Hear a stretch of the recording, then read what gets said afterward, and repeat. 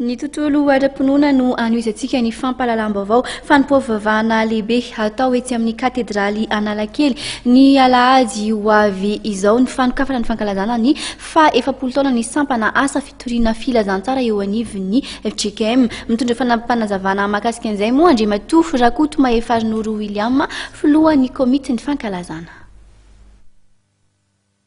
Amin'ny alahady ho avy izao 13 febroary 2024 ao amin'ny FJKM katedraly Analakely amin'ny rora sasany dia isy ny fampivavahana lehibe fanamariana ny fanokafana ny fa-efapolo taona ny jironiny antsoina hoe sampanasa asa fitoriana filazantsara ao amin'ny FJKM Fohibe.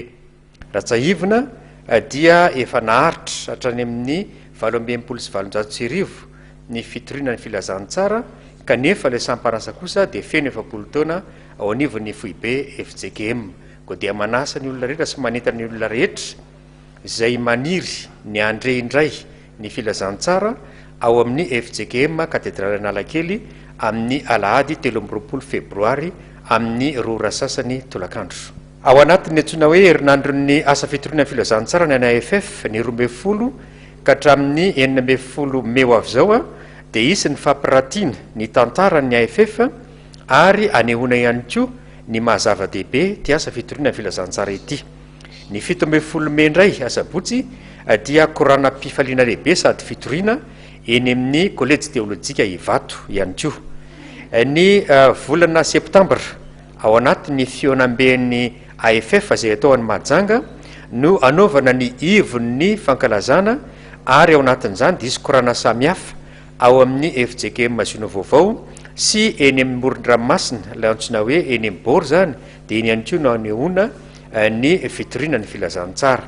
Fa ny fampivavahana famaranana zany dia ho tanterahana eto Antananarivo amin'ny alahady 9 Novambra 2024 tolakandro ao amin'ny FJKM Isotro Fitiavana. Dia asaina ary ny olona rehetra riavana tsy ny FJKM ihany fa zay rehetra maniry ny eniny tanin'Andriamanitra na avy amin'ny fiangonana rahavavy zany na ny olon-tsotra mba ho tonga amin'io fotoan-dehibe io. Fa amin'io zany no andrenesana ny hira faneva sy ahafantarana ny logo an'ny fa-efapolo taona. Ny teny faneva amin'io moa dia ny hoe miray fo miara-mientana ampandroso ny finoana. Filipianina 2:1 ny 7:20 tapany B.